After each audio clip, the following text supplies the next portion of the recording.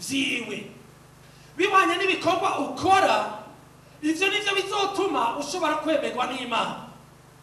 Ni naco gituma hari ibintu bita ama-indulgence canke impongano baha abantu bakoze ivyaha canke bakarihira bapfuye kugira ngo bave mu kibanza kitameze neza barimwo bashobore gushika mu kibanza c'ijuru. Haleluya. Ariko biteri we baraza aravuga ngo oya, agakiza n'ubuntu. Bazo kumwica. Agakiza n'ubuntu, Imana itaravye ibikorwa n'ibindi vyose. N'ubuntu. Uyu munsi ikibazo carahindukiye. Uyu munsi biroroshe ko twizera yuko gukizwa ari ubuntu. Ubu turatahura barabitubwira kandi biroroshe n'ukumva. Ariko ingorane ni après y'agakiza. Ubuntu buracakenewe. Haleluya. Ico nico kibazo gikomeye. Aho niho tubona rero Mpwemu Yera agenda aratwigisha. Mbega ubuntu ni iki?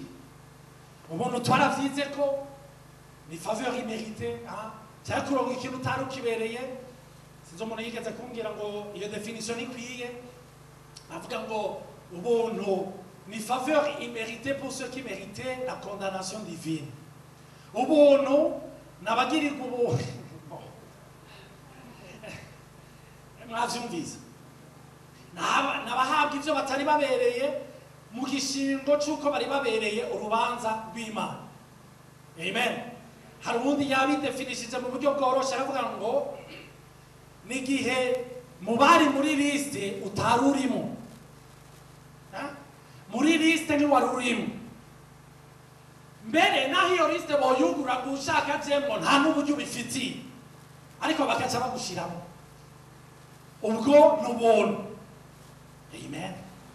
Haleluya. Igihe Yesu yazingurura wa muzingo ca gice twahereyeko yavuze ngo annoncer une année de grâce de la part de Dieu. Nukwamamaza umwaka w'ubuntu canke w'ukwemererwamwo n'Imana. Ubu turi muri uyo mwaka w'ukwemererwa canke w'ubuntu. Haleluya. Turi kumwe. Tugende buke buke. Rero ubwo buntu bwaratumye dukizwa. None ubwo buntu buherera ngaho. Kuko kenshi baravuga bati nivyo wakijwe kubwo buntu.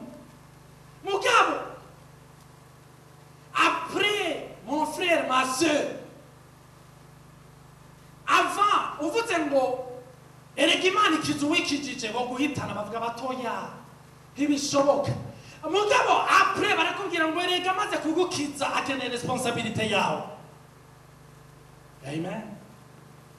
Turaza kubiraba vyose buke buke. Reka dusome muri Yohana, reka turabe rero igikorwa ca Mpwemu Yera. Dusome muri Yohana ikigabane ca 16 umurongo wa 13. Yohana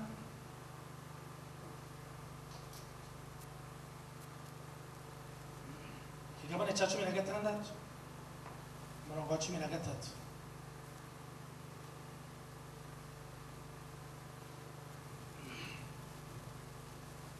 Ariko umwemu w'ukuri niyaza azobarongora abashitse ku kuri kwose, kuko atazovuga ivyo yigeneye, ariko ivyo azokumva vyose nivyo azovuga, kandi azobamenyesha ibigira bize. Umurongo wa 14, uwo azonshimagiza jewe, kuko azokwabira ku vyanje akabibamenyesha. Igikorwa ca Mpwemu Yera muri iki gihe turimwo nuko adushira canke atuganisha kwa Yesu, atorienta kwa Yesu. Bene data, kenshi hari igihe tugira inyigisho kuri Mpwemu Yera, tukigisha Mpwemu Yera uwo ari we ni Imana, tukigisha uko akora n'ivyiza n'ivyigwa vyiza cane. Mugabo nagomba kubabwira Mpwemu Yera ntagomba yuko umyigisha uhereze kuri we, kuko Mpwemu Yera agomba ko abantu abaganisha kuri nde? Kuri Yesu. Bora sifuwe sana. amen. Kuko ntagomba kwatira attention kuri we, mpwemu yera agomba kwatira attention yanyu kuri nde? Kuri Yesu. Bwana sifiwe sana, amen. Mpwemu yera ntagomba yuko mumenya ngo bihereraho, oya. Mpwemu yera agomba mumenye kugira ukorane nawe, ukominiye nawe, agushikane mu gutahura Yesu ku munsi ku munsi. Haleluya. Igihe Yohana Batista cyangwa Yohana Umubatizi yatangura ibango ryiwe, ijambo ry'Imana riratwereka ingene abasoda baza kuri we bakavuga ngo natwe dukora iki. Akababwira ati ntimugire injustice ku bantu, abandi bakaza ati ufise imyambaro ibiri nawe umworo umwe n'ibindi n'ibindi. Yagumye yigisha ku ijambo rivuga nimwihane muhebe ibikorwa bibi byanyu n'ibindi n'ibindi. Hama umunsi umwe Yesu aserutse, amen, murabe gatoya ingene disikuru ihinduka. Mbere yaguma avuga ibyo bokora, mugabo birahindutse avuga nguyu umwagazi w'Imana akura icyaha mu bantu. Mu yandi majambo, hari ibyo wari kurakora mugabo ubonye uwikora ngo yarashitse, nguyu ibyo wari kurakora ava nuko atari bwashike kwashitse kurikira. Bwana sifiwe sana, amen. Iyo turiko turigisha tugomba yuko mubona Yesu, bitugomba yuko mwibona. Abantu benshi inyigisho baronka zihereza aho baba conscient d'eux-mêmes, conscient y'ivyo batashobora, conscient y'ivyo boshobora, conscient y'aho boshika, conscient y'aho badashitse, conscient y'ivyo badakora, conscient y'ivyo bakora. Ariko mwema agomba yuko utibona ariko ubone Yesu. Haleluya, amen. Umunsi umwe Abanyisirayeli ngo baragota ku Mana, ngo maze ngo haza inzoka zaka umuriro zirabateye. Izo nzoka zibateye ngo baragerageza, ngo baragenda imbere ya Mose bararirira, baramurira Mose bati yo tutabare Mose. Ijambo ry'Imana tugira ngo Imana imubwira ngo nucure inzoka imeze nk'iyi. Haleluya. Ngo maze ngo uyimanike, umuntu wese azoyitegereza azokira. Haleluya. Ndababaza ikibazo, nibaze yuko bagiye kuririra Mose batagize amastrategie yabo? Bari bagerageje sha, bari bagerageje kumbure baravuganye bati Mose reka tuze turambara ibirato bitatu kugira tuzihonyore, mbere twambare n'ibigera kugira niyaduga tuyikubite. Kumbure baravuga bati ivy'ibirato vyanse, reka tugerageze twikikuzishe n'ibintu duturire inzoka nizicamo ariko zikabarya gusa. Kumbure baribwira bati reka ndakwereke photographe ningoga toyenda ku uri hafi, bati reka wowe uhagarara imbere nanjye mpagarara inyuma, wowe ntiwirabe, iyije kukurya ndayivutura, nawe iyije kujya imbere urakubita, nawe iyije kundya urakubita. Bacungana birara ni wiki, bace baravuga bati strategie zose zirana. Bati Mose dusabire, dufashe, dutakambire Imana idufashe. Bene data, abantu suko batagiriye ububona, igituma batabwe experiment nuko bakigwanira, nuko hari kira ama strategie bakigerageza, nuko hari ivyo bumva ibogerageza boshira mu ngiro vyokunda. Ariko iyo vyase nusubira ukabadesarba ukavuga ngo papa tabara. Haleluya, amen. Ngaho Mose aricaritse abakuru n'Abanyisirayeli bose arababwira ati murazi iki Imana imbwiye? Imana imbwiye ngo ngira manike inzoka isa na zirya, hama uwizorya azayirabe azocakira. Ati ati wa mugabo basha byaracanganye. Ariko ikituriye cyo turabigisa naco kugira kiduhoshe.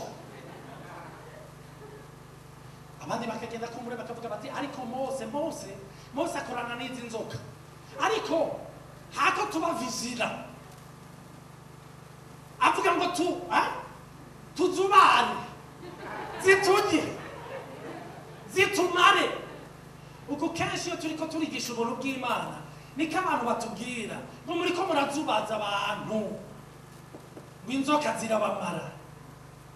Nuko twabanje kubabwira ava babe vijira zirabamara, ubu niyo tubabwira raba Yesu arazimara.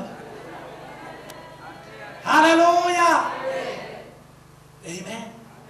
Niko ndabona bariko bararaba za nzoka, inzoka iramuriye ngo yarakera araravye undi akacavuga hirya ngo hewe watansiyo ngo ntacyo wumva ngaho kwitana, undi akavuga ngo ndacumva ngo none ngo banza ukure amaso aho washize, ubanza ucikureko. Ndiko ndabona abandi bariko baravuga ngo ngo n'ubwenge buke Imana yabahaye. Aha Mose mwibaza ko akorana n'Imana ngo kame ngo nta responsibility ubifise ngo no kugira ukuri. Urabona ingene yaberetse ko ta responsibility gusa ngo muyo murabe ngo hari abo basogokuru bigeze kuraba barakira. Ivyo nivyo vyama vyabaye, ariko hari abashingiriye ikajya bakaraba, abari hirya bakarindira yuko apfa bakamura. Aho yaratangiye gusa na bleu kubera yaratangiye gupfa, bagatangura bakabona umubiri watangiye guhinduka, ubuzima ngubwo buratanguye. Haleluya, bene data, icyo yatangiye guhindura ntiyatangiye kwica inzoka zibarya, yatangiye kwiminiza imibiri yabo, maze ubumara bwabagiyemo ntibugire efe, buke inzoka ziragenda. Haleluya, amen. Uti amen. Yurwari hafi yawe uti murabe.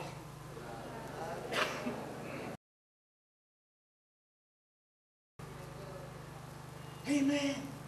Agukura amaso kwiraba, kuko iyo wiravye bene data ucuja muri comparaison. Iyo ugiye muri comparaison hari igihe rimwe na rimwe umenga bagira ubuntu bwo kwicara hafi yabo uruta, ariko toza hari igihe ushika ahantu wumva ivyo uhagije n'ivyo ubuze.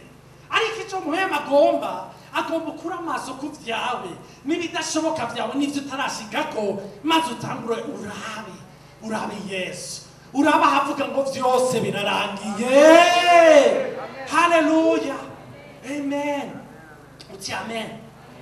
Uti amen. Kenshi ndazi yuko hari abantu bakunda kuvuga ngo mwe yera iyo aje mu buzima bw'umuntu akijijwe aza kugira mwereke ibyaha, amwumvishe icyaha yakoze kugira ngo akive mu mene.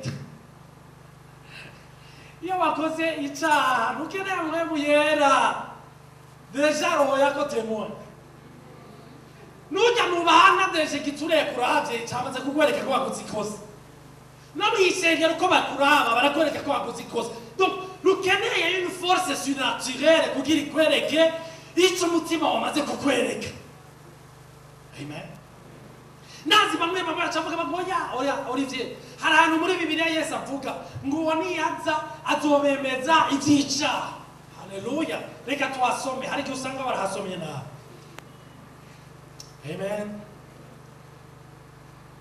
Haleluya, haleluya, haleluya. Tunasoma muri Yohana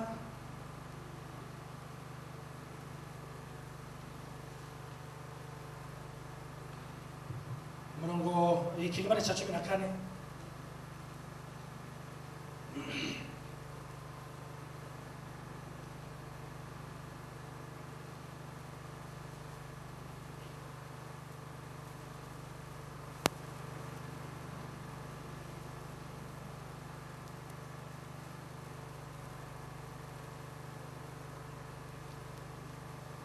Dusome ku murongo wa 16 n'uwa 17.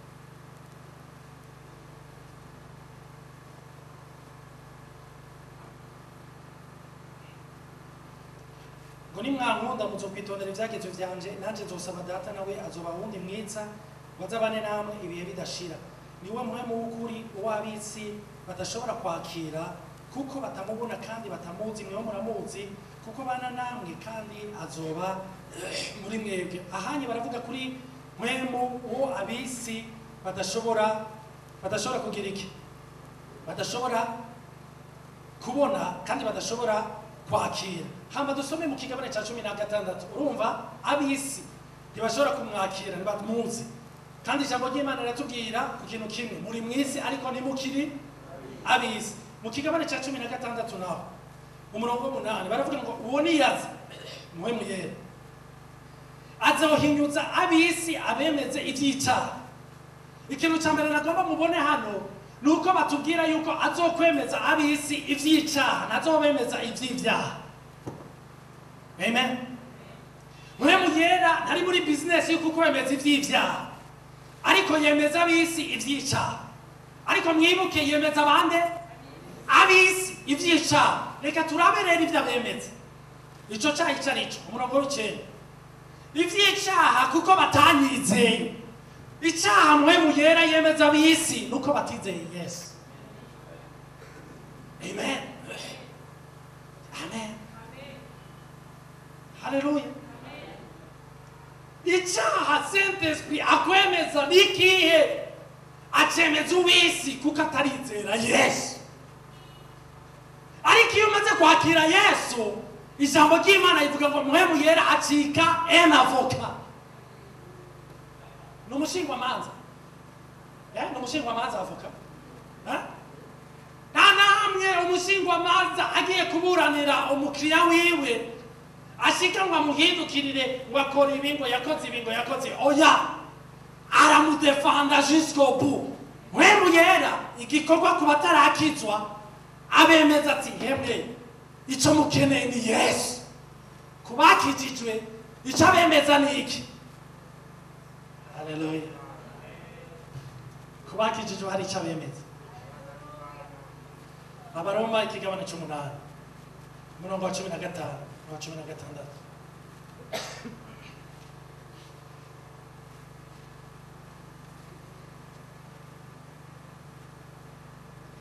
bakundu turabana b'Imana uko tuzamera ni kurereka icyakora icyo tuzi neza Yesu ni yerekanwa tuzasa. Fabrice nuko bamenye ijwi ryanje gikorane gihetse mitano bandanya n'uwanje. Haleluya. Abaroma kigabane c'8 umurongo wa 15 na 16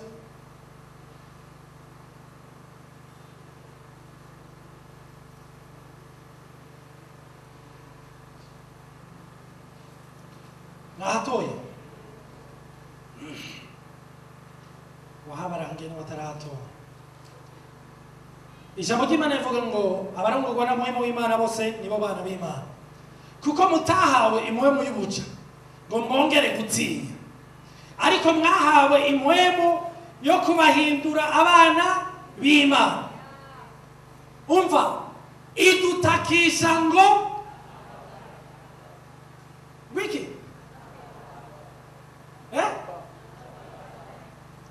idutakisha ngo aba data.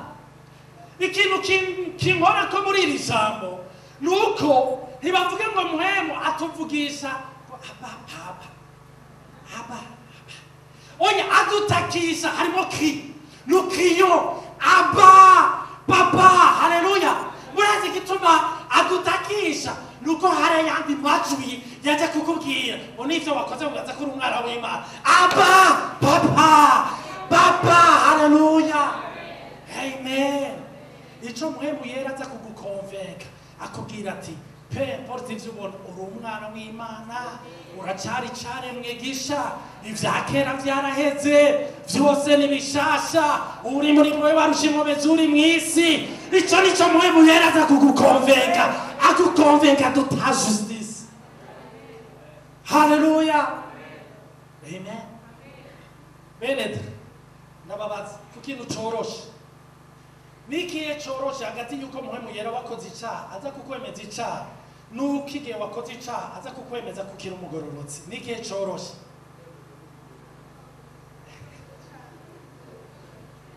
Oya abana kuri muhemu yera kuri wewe n'ikihe wumva coroshe? Ya kwaza kukwita yuko kuko kuri umunyabyaha ikintu coroshe kuko n'isi niko yamaze kukwita, ariko igituma ukeneye une puissance surnaturelle nuko aza kukubwira igitandukanye n'ic'amaso n'ic'amatwi n'ic'abandi bariko barakumvisha. Amen, haleluya. Ico nico muhemu yera aza kugira ngo convaincre wumve kuri umwana w'Imana, aguconvaincre. Ndibuka umunsi umwe numvise umenga ndasunitswe kwatura yuko dicare mwigisha ivya kera vyaheze. Ndiko ndavyatura, ndiko ndabivuga, nza numva iciyumviro ca Satani gitanguye ngo Olivier, uribuka wa muntu ivyo wamubwiye, warabonye ingene wamututse n'ibiki n'ibiki, ngurubahuka nguriyise umwana w'Imana. Numva ndacitse intege, ariko muri iyo mwanya muhemu yarasubira kunyibutsa, erega uri umugororotsi kubw'ivyo wakoze, uri umugororotsi kubw'ivyo Yesu yakoze. Nico akwibutsa, akwibutsa ico Yesu yakoze. Amen. Reka dusoma Abikorino ba kabiri ikigabane ca 5. Iri jambo singomba kuryisomera, risomera wari hafi yawe kuko arakuruhisha rimwe na rimwe. Haleluya. Ako wibuke nawe ni ari gusomera uramuruhisha. Haleluya. Abikorino ba kabiri. Anje Michel we nturisomera ugisomera. Haleluya. Amen. Abikorino ba kabiri ikigabane ca 5 umurongo wa 16. Nico gituma uhereye none tutakigira uwo tumenya kuvyo kurukoba, naho twari tuzi Kristo mu vy'umubiri, ariko none ntitukimumenya dutyo. Ainsi maintenant, nous ne reconnaissons plus personne selon la chair. Et si nous avons connu Christ selon la chair, maintenant nous ne le reconnaissons plus de cette façon. Imana habwe icyubahiro. Amen. Muhemu yera agushikanaho utaciyidantifya selon la chair. Ariko ku murongo wa 17 ngo nuko rero umuntu yari muri Kristo Yesu